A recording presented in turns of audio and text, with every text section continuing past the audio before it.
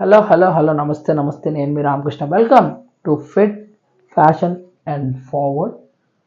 Today is the day 6 of కోల్లెస్ gains. ఈరోజు legs workout, but glutes and hamstrings focused only. కాప్స్ కూడా చేస్తాను. నేను క్వాడ్రైసెప్స్ ఒకరోజు అండ్ గ్లూట్స్ అండ్ హ్యామ్స్ట్రింగ్స్ ఒకరోజు ట్రైన్ చేస్తున్నాను.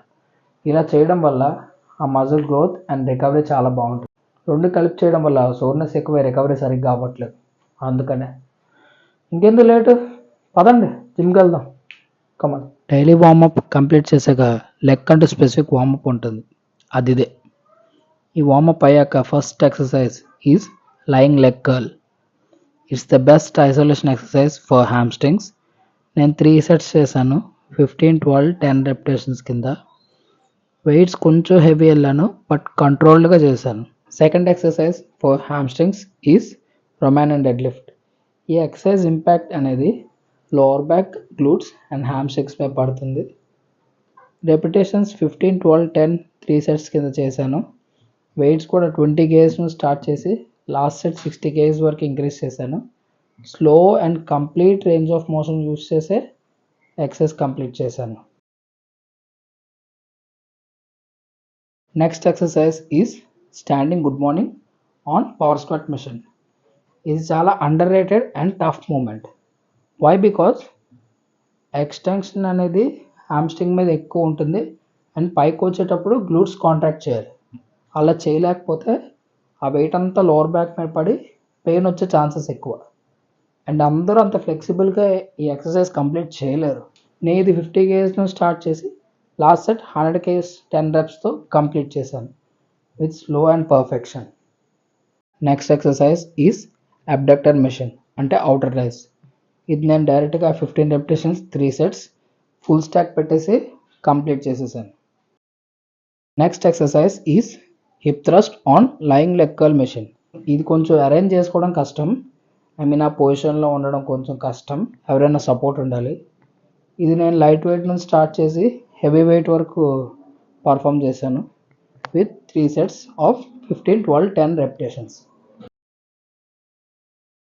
Next exercise is seated calf raise machine for calves.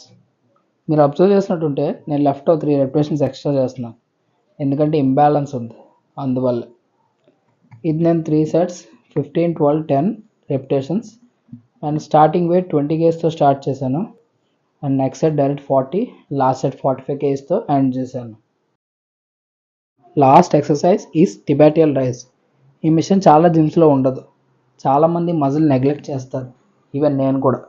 కానీ ఇప్పుడు ట్రైన్ చేస్తున్నాను with very light weight of 2 sets with complete range of motion and perfection. Finally workout complete అయిపోయింది. Just నా body condition check చేసుకుంటున్నాను. Calves అయితే చాలా బాగా కనిపిస్తుంది and the pump was really good. And next posing start చేశాను. Why posing అంటే నా బాడీ బిల్డింగ్ అంటే ఇష్టం, ప్యాషన్. ఎప్పటికైనా కంపీట్ చేయాలి, ఎప్పటికైనా నన్ను నేను స్టేజ్ మీద చూసుకోవాలి, రిప్రజెంట్ చేయాలి అనేదే నా ఫీలింగ్, నా థాట్. ఎప్పుడు నా మైండ్లో అదే తిరుగుతుంది and it was my dream. అందుకని ఇప్పటి నుంచే నేను పోజింగ్ నేర్చుకుంటున్నాను, చేస్తున్నాను. ఆల్రెడీ కొంచెం వచ్చు, బట్ ఇది సరిపోదు. కండిషన్ కూడా బాడీ ఓకే, బట్ ఇంకా కావాలి.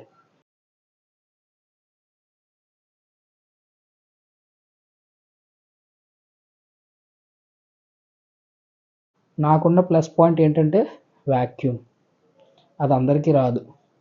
అలాగని నేనేం గొప్ప అని చెప్పట్లేదు, but I'm really blessed to have that. దాని మీద కూడా ఒక వీడియో చేస్తాను, అది అందరికీ హెల్ప్ అవుతుందని అనుకుంటున్నాను. ఐకానిక్ ఆర్నాల్డ్ పోజెస్ ఒక 3 పెట్టాను. ఎగ్జాక్ట్గా రాలేదు, బట్ స్టిల్ నేర్చుకుంటున్నాను.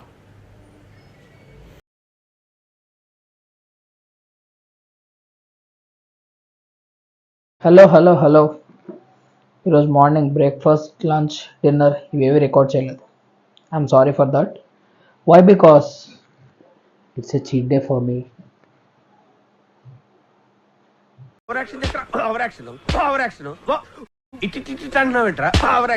జనరల్గా నేను నా క్లయింట్స్ ఎవరికి చీట్ డే అంటే ఎంకరేజ్ చేయను.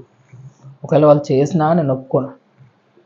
ఈ విషయం వాళ్ళకి తెలిసాక వాళ్ళ రియాక్షన్ ఏంటో తెలుసా? రే అన్న రూల్స్ పెడతారు, ఆయన ఫాలో అవ్వరు, కానీ మనం ఫాలో అవ్వాలి. From tomorrow onwards I want do it. నేను ప్లాన్ చేసిన ప్రకారంగానే చేస్తాను.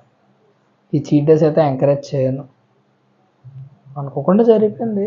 So that's all for today. See you soon. అప్పటి వరకు follow fit fashion forward for more content. Thank you.